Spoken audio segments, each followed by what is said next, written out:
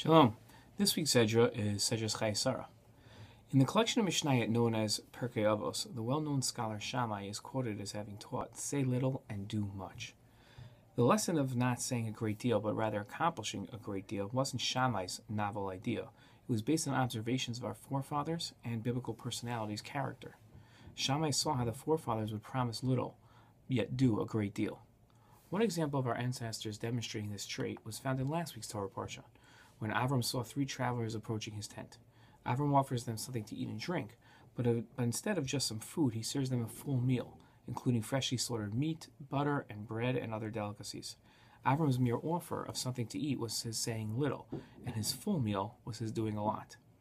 In this week's Torah reading, we find Shammai's lesson taught, but in reverse. Instead of seeing somebody say little and accomplish a lot, we find Ephron saying a lot and doing very little. In some ways, seeing the trait in the opposite makes an even greater impression than seeing manifested in the way it was supposed to be. Our Torah portion begins with Sarah passing away, and Avram trying to purchase a burial plot from Ephron to bury Sarah.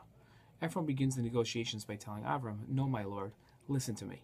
I have given you the field and the cave that is in it. I have given it to you. Before the eyes of the sons of my people, I have given it to you. Bury your dead."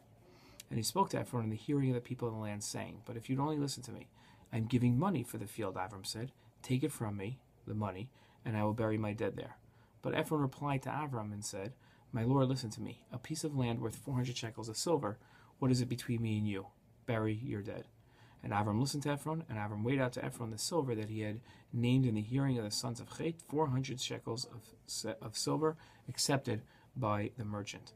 Ephron started off the negotiations by saying and offering a great deal. He offered him the burial cave for free.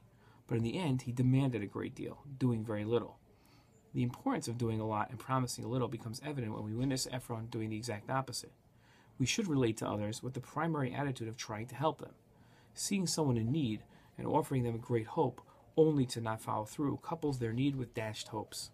It takes a touch of insensitivity or even cruelty to do such a thing. By offering little, we ensure that we aren't raising the hopes of the needy. By doing a lot, we give the necessary help that is needed. It's an important lesson for us. Shabbat Shalom.